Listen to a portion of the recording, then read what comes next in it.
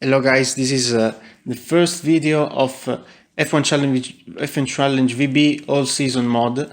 This will be a new gameplay that I will do for quite a while, because this is a very long gameplay, because we are going through all the seasons of the F1 history, starting with of course the 1950 season, which is the first ever season in Formula 1. And as you can see, I'm Italian because I can't speak English very well, but okay. I will try to improve also with this gameplay, because this is also a training for me. Why not? And yes, so F1 Challenge VB is of course, as you have seen maybe with also other videos that I've done, is a mod of a very known game like F1 Challenge 19902, and of course, as we see, this is all about the history of Formula 1. We are starting with the 1950 season, and in particular with the E.R.A. This is the car that we will drive for this first season. Our name is John Smith, and it's a Britishman, of course, and we are going to race the first time in Great Britain. So we are in our home race. The real 1950 British Grand Prix was won by Nino Farina, and is also scored his first pole position, and second place was conquered by his Alfa Romeo teammate Luigi Fagioli, and the third place was Greg Parnell, in which he was his first and only, of course, podium in Formula 1. And the R.A. is not a very good car, so we are going to struggle. I'm a bit, I think, and I'm going to use for this first season the 120% difficulty, which is the highest one we can select, because they are not very smart in the first few seasons. So I think we are going to struggle a bit, and also the difficulty, the strength of the aggressivity of the field is set to 80%, which is a bit of a problem. I also experienced it a bit, so I'm going to drop it a bit. And lastly is 60% damage, because as you can see, we're going to see a lot of retirements in this mod, also because the first years were pretty heavy based on retirements. And the length of the race will be 20%. Without further ado, now we can start with a lap around the Silverstone circuit. So this is the Silverstone circuit. We start with a right-hander in a woodcut, a quite fast right-hander. Then we proceed with a little straight into Copson, another right-hander. This is more a medium speed right-hander. Then we arrive on a little straight, and we go through Megas, a very fast left-hander. At the end of the straight we have Beckett's, the first right-hander. And then we are very close to Chapel, a very fast left-hander. Then we go down to the Unger Straight, and we arrive into Stowe, a medium-speed right-hander.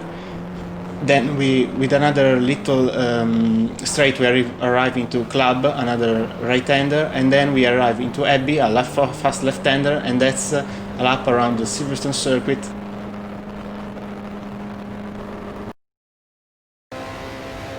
This is in qualifying. I managed to set a 138.9, then a 138.8, and a 138.7, and last but not least, my best qualifying lap was a 138.6. This is the starting grid for the British Grand Prix. 1950 British Grand Prix. First is Nino Farina, second Harry Schellin with the Cooper, third is Louis Rosier, fourth Luigi Fagioli, fifth place for Juan Manuel Fangio, sixth is David Hampshire.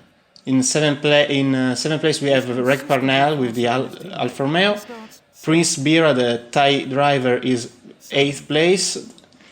Then we have Louis Chiron in 9th place with the Maserati, the Monegasque. In 10th place we have Peter Whitehead with the Ferrari. Then we have Robert Manzon with the Simca Gordini, and we start Bob Gerard in 12th with my teammate with the E.R.A, and we start in P13 with a time of 1:38.6, as you can see. In 14th place there's Alberto Ascari, the famous Italian. In 15th Teodoro Serafini, and 16th Yves Géraud Cabantou. 17th is the Alta of Joe Kelly. 18th is Philippe Etancelin. 19th Eugène Chabot. 20th is the other Alta of Jeff Crossley. And then we finished the grid with Felice Bonetto in 21st and Raymond Sommer in 22nd. He starts in 21st. 22nd.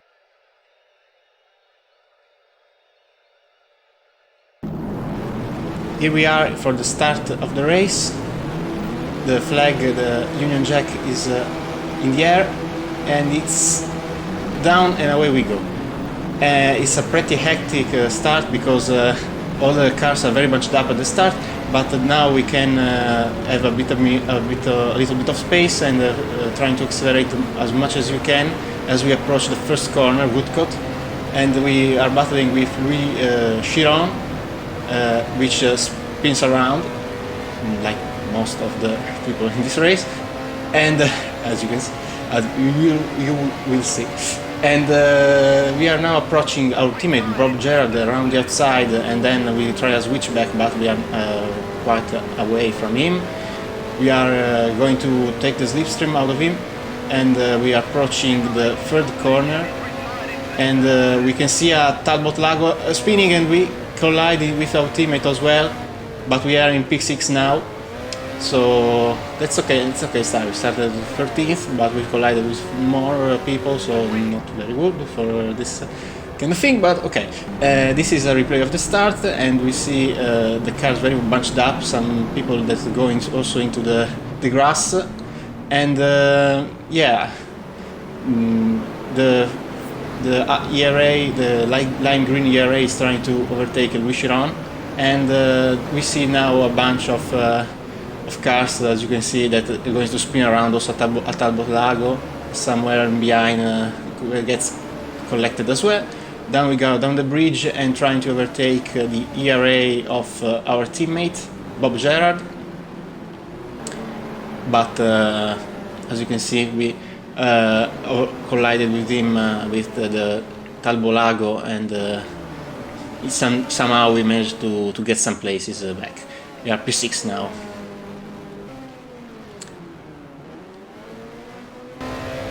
Then we skip into the end of lap 1, and we have already a big gap from Juan Manuel Fangio, which is almost 9 seconds in front. In lap 2 the gap is already 13 seconds, and that's quite embarrassing, to be honest, for E.R.A and for ourselves, but okay, I mean, we 15 seconds. Luigi Fagioli in the lead, Nino Farina second, Greg Parnell third, Henry Schell fourth, Juan Manuel Fangio is fifth, and now after a very, very long time, we are finally able to cross the line of the second lap, and we are 23 seconds behind the leader. David Hampshire is 7th, and in F place we have Bob Gerard, our teammate in the E.R.A. Now we go into lap 3, and we have David Hampshire really close to us, and he managed to send it on the inside of Beckett's, and it overtakes us. Now we can see also a replay of the move that he pulled on us, a very, very heavy braking zone, and he managed to overtake this very easily, quite easily, I mean. Okay, now we are on lap 6 and we are approaching a Ferrari and he spins out. That's not very good. But we continue. But Bob Gerard in the back of us has lost a lot of time. Maybe it was also a bit of failure for the Ferrari because I've seen some smoke. But here you can see the time lost by Bob Gerard. We are on the end of lap 6, but we've seen that Harry Schell is retired. Is why he's retired. This very strange Cooper, which is a Formula 3 car in a Formula 1, so it was not very competitive. He's collected another Ferrari, and he's out of the race. Now we are in lap 7 and we see the classification for the moment where Fagioli is first, Farino's second place, and then we wait a long time for Greg Parnell to appear in 11 seconds behind in third place, and then Manuel Fangio is just behind. We go down in lap 9 and we are going to almost get lapped by David Hampshire, no, by the Alfa Romeo leaders, I mean. So that's Luigi Fagioli and Nino Farina, which now approaching us and quite difficultly overtakes us surprisingly, but that's it, and now he goes by. And one lap later, there are also the other Alfa Romeos that are going to lap us. This is, of course, Greg Parnell and the Argentinian Juan Manuel Fangio, which is also going to wait a while before overtaking here in Chapel, and here goes the Argentinian.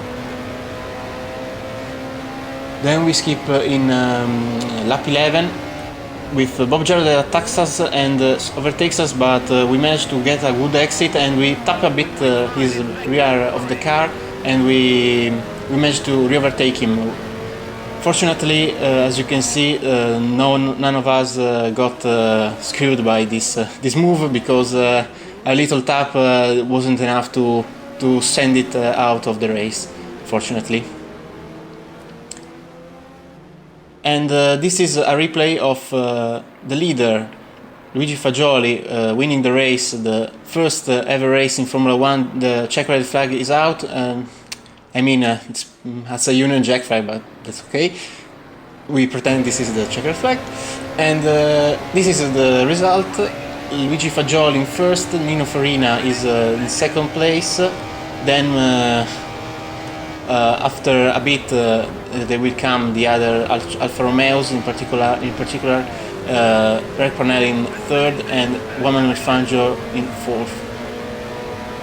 This is us almost crossing the line and arriving in a respectable P6, which unfortunately is not enough to get us at some point, because the points were scored from first to fifth in the first few seasons of Formula 1. And also this is us parking up the car for after a quite good, to be honest, race. I wasn't expecting to get 6th and 7th, which is curiously, by the way, the same position the E.R.A. finished in the real 1950 British Grand Prix. This is the race result with Luigi Fagioli, Nino Farina, Greg Parnell and Juan Manuel Fangio, the four Alfa Romeo drivers, finishing in the first position. Then we have David Hampshire, John Smith, Bob Gerard, and the other are retired. In the Drivers' Championship, these positions are all the same. Juan Manuel Fangio scored the fastest lap, so he gets also another addictive point, which is 1 point more. So he's in third position, equal to Rick Parnell, but he has a worse result. This is the unofficial Constructor Championship. This didn't exist in Formula 1 until 1958, and Alfa Romeo, of course, is leading with the win. Maserati is second because of David Hampshire, and the R.A. is third. And the next race will be the Monaco Grand Prix, and this was the first ever race in F1 Challenge VB all season, 1950 season, and that's it for today, I think. And we're going to see our next episode with the E.R.A. in Monaco, which is going to be probably a very hectic race. So that's it for today, and see you next time.